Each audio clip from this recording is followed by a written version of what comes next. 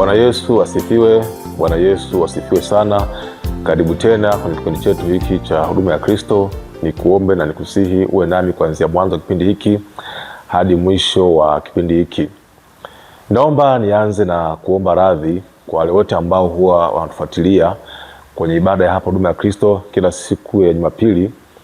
Msamehe sana, jana palikuwa na shida ya sauti kwenye ile video, kwa hiyo watu wengi hamkuweza kusikia kile ambacho Mungu ameniagiza kukisema.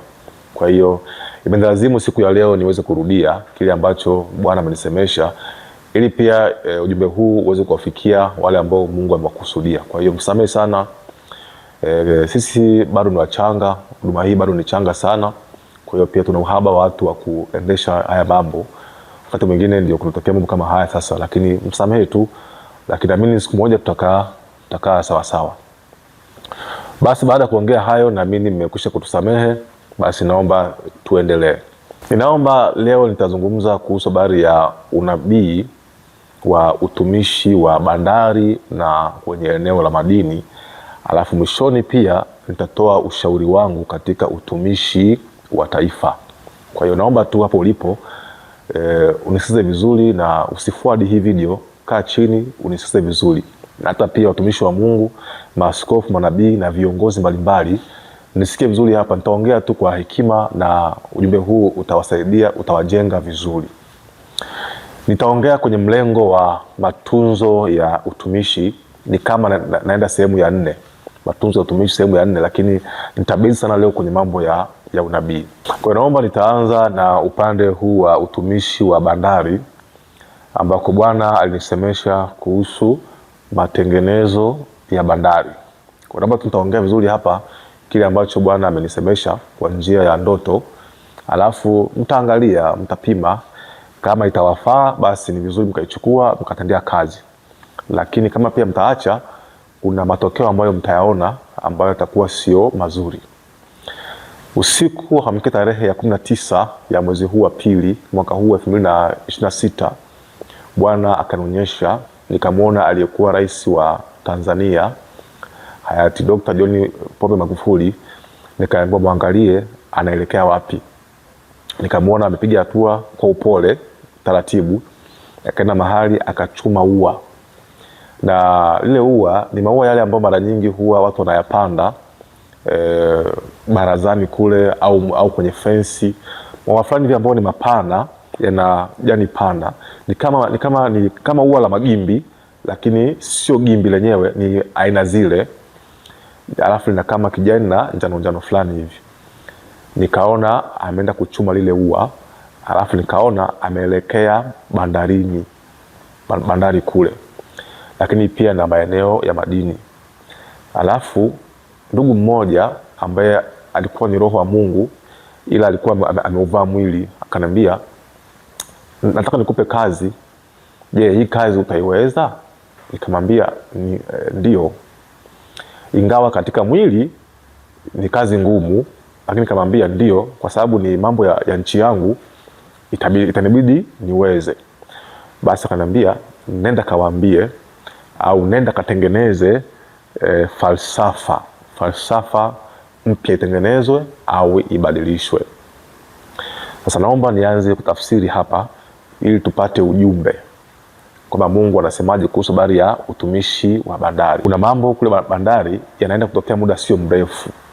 Kuna vitu vinaenda kufumuka muda sio mrefu, na kinga yake ni kutengeneza falsafa nyingine upesi. Yaani kuletwe filosofi nyingine ya uendeshaji wa bandari. Ukiona mtu aliyekufa au mtu aliyefariki miaka ya zamani, alafu ameenda kwenye eneo fulani, ujue hilo eneo linaenda kuvamiwa na roho ya mizimu au roho ya mauti. Inaingia pale, inakwenda kuingia pale. Kwenye maandiko yanasema kwamba Mungu ni Mungu alio hai, sio Mungu alio wafu. Kwa hiyo mtu akisha kufa, Mungu tena kwa duniani hana tena kazi naye. Lakini ukaona huyu mtu aliyekufa ameenda mahali fulani, ujue kuna shughuli pale zinaenda kufanywa ambazo hazitokani na Mungu. Ukiona ua linapelekwa kwenye eneo, ujue kuna faraka inaingia pale. kuna magomvi yanakwenda kuamka pale, watu wataanza kuviziana, kuuana, kupigana marisasi, kunyongana, kufungana, kutekana kwa sababu ya mambo ya bandari. Kwa hiyo mimi naongea hapa ili kusaidia hayo mambo yasitokee. Hayo mambo yasitokee. Wale ambao kabisa mnanifuatiliaga, pia nilisemaga nafikiri mwaka 2023 kwamba naona roho ya Magufuli ikiondoka na wengi. Na ni kweli tumeshuhudia. Kwa baadhi ya matukio yametokea kweli, yamechukua wengi kweli. Kwa hiyo hata hii pia inaenda kuchukua wengi. Sasa mimi siko hapa kufundisha, niko tu hapa kushauri, ushauri wa kinabii. Kwenye Matendo ya Mitume sura ya 27 mstari wa 9 hadi wa 18 na mstari ule wa 25, hii ni habari inayomhusu Paulo aliyekuwa akisafiri kuelekea Italy kwa kutumia merikebu. Paulo kuna hatari aliiona kwenye ile bahari, akawashauri wale wakuu wanaoendesha ile merikebu kwamba ni vema tusifanye safari, maana tutapoteza shehena, lakini pia na hii merikebu pia itapotea, lakini haitaishia hapo, na hata maisha yetu yatapotea. Kwa hiyo tusifanye safari. Alikuwa mfungwa pale, lakini hawakumsikiliza. Safari ile wakaianza, na yale ambayo Paulo aliyaongea yakaenda kutokea yote. Shehena zikatupwa baharini, merikebu ikazama, na baadhi ya watu wengine wakafa, lakini kuna ambao Bwana alimwambia Paulo kwamba kuna ambao hawatakufa. Kwa hiyo Mungu akawasaidia. Pamoja ndio hawakumsikiliza Paulo, lakini bado Mungu aliwarehemu. Na mimi ni mtumishi wa Mungu ambaye sasa natoa ushauri wangu. Sijasomea mambo ya bandari, naongea hapa kuhusu habari ya unabii. Kuna jinsi ya kuendesha bandari, tusidharau. Bwana anapokuambia badilisha falsafa ya bandari, lugha rahisi ili wanasiasa waweze kunielewa vizuri, kuna hoja za uendeshaji bandari zinatakiwa ziangaliwe upya. Narudia tena. Hapa nafikiri wanasiasa mtanielewa vizuri. Ukiambiwa badilisha falsafa ya bandari, maana yake badilisha hoja za uendeshaji bandari. Kuna hoja ambazo zinatumika kuendesha bandari haziko sawasawa, zitakwenda kuleta mjadala, zitakwenda kuleta shida. Nimeonyeshwa Magufuli anaenda bandari, ameshika ua. Kuna hoja za usimamizi wa bandari haziko sawasawa. Mimi ni ushauri wangu, hizo hoja ziangaliwe upya, alafu zirekebishwe ili pasije pakaleta madhara. Kuna hoja za mapato ya bandari. Zipo kwenye maono, nimeona zipo hizo hoja, ndio lile ua ambalo linaenda wapi? Bandari. Kuna hoja ambazo haziko sawasawa kwenye eneo la mapato ya bandari, ambako baadaye zitakwenda kuleta shida kubwa sana, na watu wataingia kwenye ishu za kuanza kuuana, kuwekeana sumu, kutupiana majini huko na mapepo, maugomvi ambayo hayana maana. Kuna baadhi ya mizigo ya watu itapotea. Kuna baadhi ya wawekezaji wataondoka, lakini pia wengine wataleta shida kwa nchi nzima. Lakini ili kutoka hapa, Bwana amesema falsafa ya bandari ibadilishwe. Kwa nini? Kwa sababu Magufuli ameenda wapi? Bandarini. Roho yake iko bandarini pale, inazunguka. Kuna watu walikuwa wanaafiki misimamo na mawazo ya Magufuli kuhusu habari ya kuendesha bandari. Narudia tena hapa, mimi nawasaidia. Kuna watu walikuwa au mpaka leo hii wanaamini hoja za Magufuli za kuendesha bandari, za kusimamia bandari, za mapato ya bandari. Hao watu wote ambao wanaamini hizo hoja wataenda kuzifufua upya, wataenda kuzileta upya kwa nguvu mpya na ari mpya kwenye ishu za bandari. Muda sio mrefu mambo itafumuka. Sasa ili kuyazuia hayo, Bwana akaniambia kwa Roho wake kwamba tengenezeni falsafa nyingine. Bwana akanionyesha maua mchicha. Wale ambao mnaishi Tanga mnajua maua mchicha yamepangwa kwamba yawekwe vizuri haya maua mchicha, kwamba hizi hoja ambazo zinahusu hawa watu ziwekwe vizuri. Nenda kashauri, maana ushauri huu wasipouchukua wakaupuuza, mambo inafumuka. Lakini haitaishia tu kwenye bandari, itaenda mpaka kwenye eneo la madini, kwamba hoja za uendeshaji sekta ya madini, hoja za management ya mambo ya usimamizi wa sekta ya madini, mapato ya madini kwenye sekta hiyo, jinsi vinavyoendeshwa, kuna jinsi mambo itafumuka. Itafumukaje? Kwa spiriti, kwa roho ya nani? Ya Magufuli. Pale sio Magufuli kweli, sio Mheshimiwa Magufuli kweli, hapana. Zile hoja zake zinakwenda kufanyiwa kazi muda sio mrefu, zinaenda kufumuka muda sio mrefu. Na zikifumuka, nini ambacho kinatokea? Itabidi tu watu ambao wanahusika na kuendesha katika utawala huu, inabidi tu yani wafanye maamuzi magumu ambayo yatakuwa yanachafua nchi yetu. Kwa hiyo cha msingi watu wakae mezani,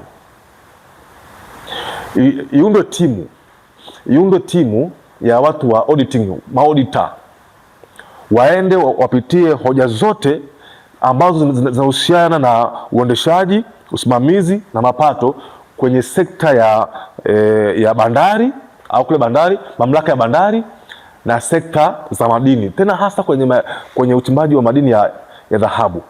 Ndio maana kuna shida kule, inafumuka muda sio mrefu. Kuna jinsi ya mambo yatachafua nchi sana. Hawa watu muda sio mrefu wataanza, lakini pia hawa watu kuna jinsi watapata support fulani. Hizi hoja zikishaangaliwa, ziwekwe kwenye logiki, kwenye mantiki. Ngoja niongee vizuri. Nikisema mantiki, najua wengi mnajua nini maana ya logiki. Wale ambao kidogo mmekaa darasani mnajua. Mantiki au logiki ni ukweli kuhusu jambo fulani. Ukweli maana yake ni asili ya kitu. Ni ukweli, mwanadamu bila kunywa maji hawezi kuishi. Hata upinge huo ukweli, wewe maji usinywe, utaona tu lazima ufe, kwa sababu maji hujanywa. Ni ukweli mwanadamu anaishi kwa oksijeni, ni asili yake. Ukimwondolea mwanadamu oksijeni anakufa. Kwa hiyo kuna vitu ni ukweli. Kwa mimi ushauri wangu ni heri serikali au wanaohusika na mambo ya kuendesha sehemu mbili, bandari na madini, ni heri mkubali kulipa gharama kwenye kweli ya uendeshaji bandari na madini. Ni heri mkubali kulipa ile gharama, mkubali kusemwa vibaya, mkubali kutukanwa, sometimes pia mkubali kutoa hata ni fedha, hata ni pesa ya watu waweze kutoa elimu au kuzungumza au kufundisha watu kuhusu habari ya hii sehemu mbili, bandari na madini. Yaani mkubali kulipa hilo gharama, watu mkae kwenye mantiki, kwenye asili ya uendeshaji wa bandari na eneo la madini, kwa sababu kila kitu kina jinsia yake ya uendeshaji na usimamizi na mapato yake, kila kitu. Yaani mwanadamu lazima atembee, lazima apige hatua, maana ni asili yake kutembea. Mwanadamu asipotembea tayari ni shida. Kuna baadhi ya mambo yake mwanadamu hayawezi kufanikiwa. Kwa sababu gani? Hawezi kutembea. Kuna mengine hataenda, mengine hayataenda. Kwa hiyo hivyo pia kwenye mambo haya, tukikubali kulipa gharama kuja kuishi kwenye lojiki za uendeshaji wake, hizi vurugu nafikiri hazitatokea tena. Kwa hiyo huu ni ushauri wangu kwenye utumishi wa bandari, kwa sababu kila utumishi una lojiki zake. Wale ambao ni madokta, wale ambao ni madaktari wa falsafa, mnajua haya ninayoongea hapa, mnajua kwamba kila kitu kina asili yake ya kuishi. kila kitu kina nature yake ya uendeshaji, kila kitu kina nature yake. Kwa hiyo tukianza kuzikataa zile nature, labda kwa sababu ya matamanio binafsi au kuhitaji mambo fulani yakamilishwe, baadaye inakuja kuzaa matatizo, na haya matatizo hayana muda mrefu yanatokea. Kuyazuia, tuje basi kubadilisha hii falsafa za uendeshaji. Hilo jambo la kwanza. Jambo la pili, ninaomba nishauri kwenye utumishi wa taifa, na ninaomba hapa nishauri kwa maeneo mawili tu basi, nafikiri inatosha. Nizungumzie msingi wa taifa, alafu pia nizungumzie msingi wa ufalme. Katika ulimwengu huu tunaoishi kuna misingi ya taifa, na bahati nzuri Biblia imesema kwenye Mwanzo 17 mstari wa 6 na hata pia mstari ule wa 16, anasema Mungu anamwambia Abrahamu kwamba nitakufanya kuwa taifa na kwenye viuno vyako wanatoka wafalme. Hapa mwanzoni kulikuwa hakuna habari za taifa, hamna kabisa, lakini Mungu akamwambia Abrahamu, nitakufanya kuwa mataifa na kwenye viuno vyako kuna wafalme watatoka. Kwa nini amesema taifa linafanywa, linaumbwa, lakini ufalme unazaliwa kwenye kiuno cha mwanaume? Kwa nini? Kuna asili ya taifa, kuna asili ya ufalme. Taifa huwa linatengenezwa. Taifa sio watoto, sio watu wa baba mmoja, baba yao sio mmoja. Mama anaweza kawa ni mmoja, baba mbalimbali, lakini kwenye ufalme baba huwa ni mmoja. Haijalishi mama wako wangapi, lakini baba huwa ni huyu, ni mmoja. Mahali penye ufalme ni rahisi sana kuchukuliana, ni rahisi sana kuvumiliana, ni rahisi sana kustahimiliana, kwa sababu nyinyi ni ndugu wa baba mmoja, inaingia kimwili. Ni rahisi sana wewe mwanadamu ukamsamehe mdogo wako aliyekukosea jana. Ni rahisi sana kumvumilia mdogo wako. Ni rahisi sana kumchukulia ndugu yako, ni rahisi. Lakini yule asiyekuwa ndugu yako, kuna namna fulani sio rahisi. Kuna gharama zitalipwa lazima, kwa sababu yule ni taifa. Kwa hiyo taifa linajengwa na watu tofauti tofauti ambao sio ndugu tena, ndugu wa baba mmoja, yani sio ndugu wa baba mmoja, lakini ufalme unajengwa na ndugu wa baba mmoja, ni anasema kwenye Mwanzo. Sasa tuje katika nchi yetu ya Tanzania au Afrika. Tanzania tuna makabila mengi sana. Kuna Wazigua, kuna Wachaga, kuna Wafipa, kuna Wanyakyusa, kuna Wanyaturu, kuna Wandengereko. Makabila yako mengi. Hayo makabila, yani zile ni kingdom zile. Kwa wale wanaweza wakajiendesha wenyewe. Yani Wachaga wanaweza wakajiendesha wenyewe kwa sababu wao baba yao ni mmoja, mila yao ni moja, taratibu zao ni moja.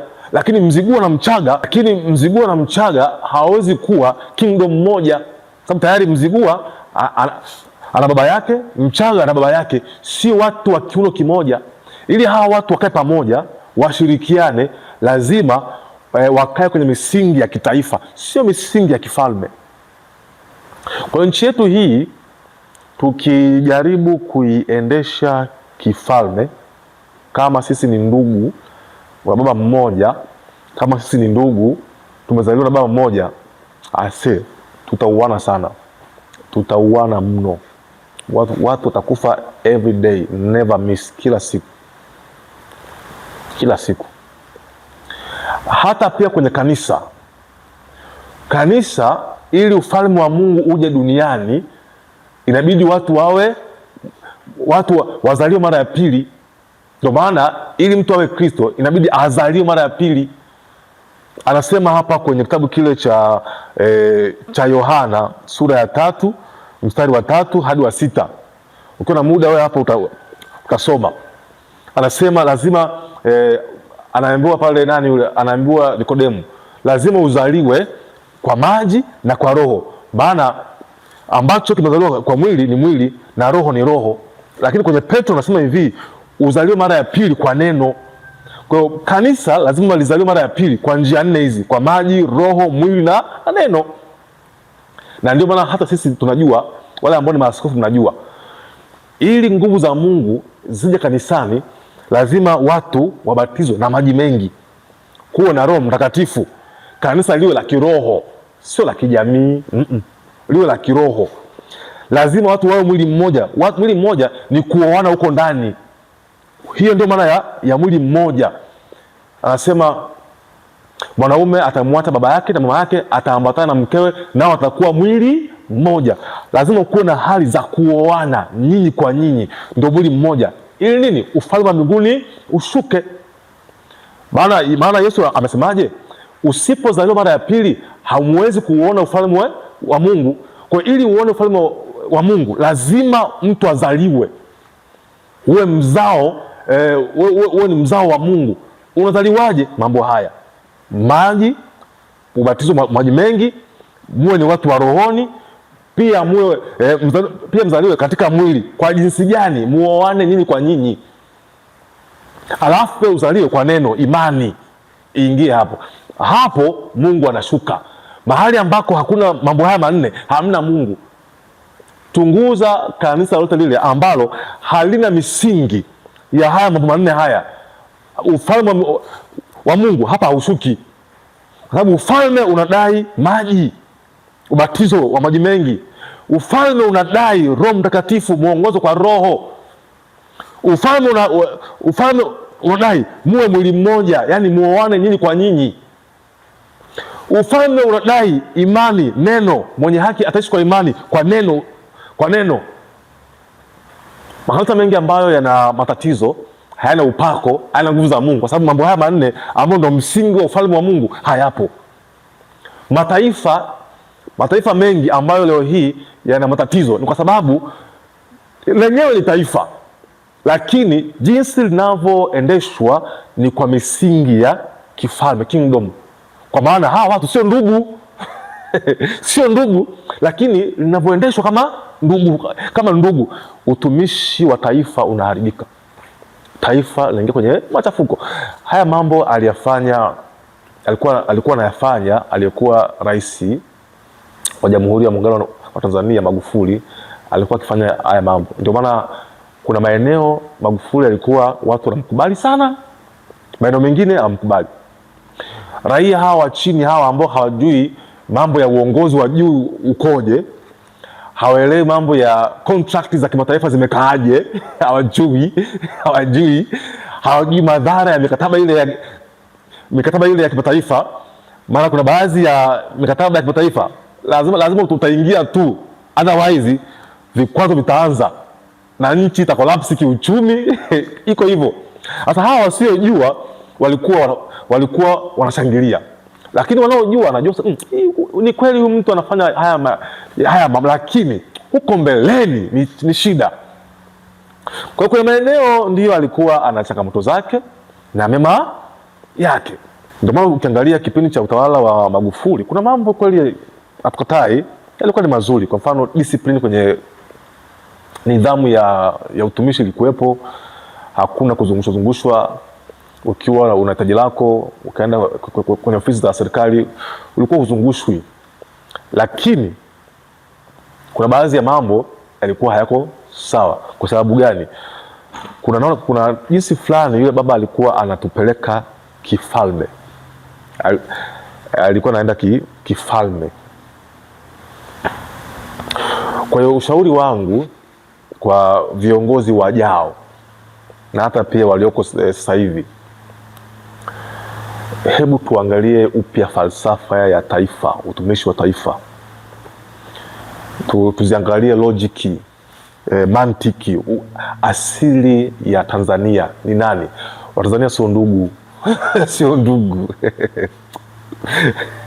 nasema tu ukweli Watanzania sisi sio ndugu sisi sio ndugu, sisi ni taifa. Kwa maana gani? Taifa hili lina watu wengi. Okay, Waafrika ndio ndugu.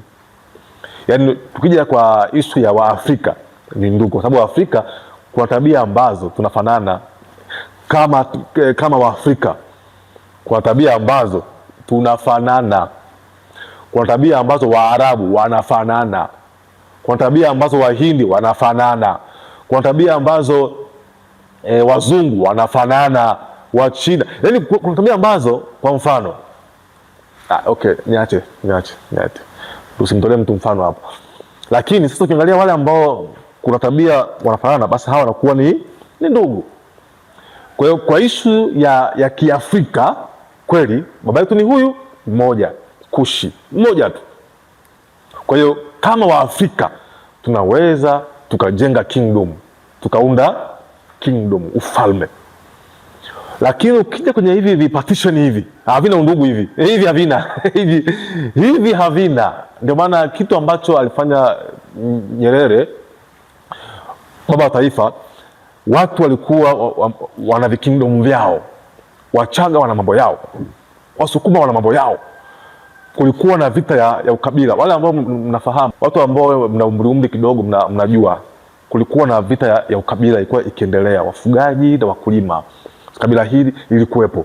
Nyerere akaimaliza kwamba muoane, Mchaga kaoe Mzigua, Mzigua aoe Masai, Masai aolewe na Mfipa, Mfipa aoe Msukuma. Yani watu hivyo, ili ni kuua hizi kingdom, alafu taifa liundwa. Yule mzee kwenye hilo alifanikiwa.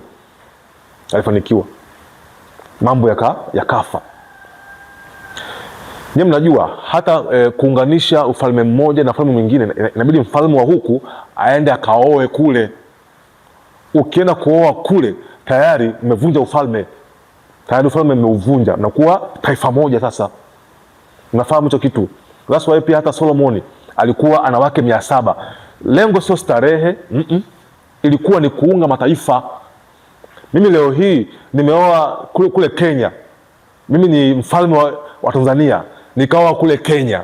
Automatic Kenya hawezi kunipiga mimi, kwa sababu mimi ni mkwe wao, hawezi tena. Kwa taifa linaundwa hapo. Ndio kitu ambayo alifanya Solomon. Na mambo haya pia baba wa taifa Nyerere pia aliyafanya. Ameona hii nchi hii kuna jinsi imekaa kifalme. Ili kuondoa haya mambo, tuunde taifa moja, watu waoane sasa. Huyu akaoe kule, aoe kule. Muislamu aoe Mkristo, Mkristo aoe Muislamu. Habari ya kingdom inakufa hapo. Inakuwa taifa hili, taifa moja. Taifa moja linaundwa kwa agano, katiba. Mnakaa chini, mnazungumza nini mfanye, nini msifanye. Mambo gani ambayo mimi na huyu tuna machi, ndio haya tunachukua, tunaunda sheria, mambo yanakwenda. Kwa hiyo huu ni ushauri wangu tu mdogo ambao hauko deep. Uko tu shallow, uko tu juu hapa, na nisingependa kuingia deep zaidi, ishie tu hapa. Kwa hiyo huu ndio ushauri ambao nimetaka kuutoa wa kinabii.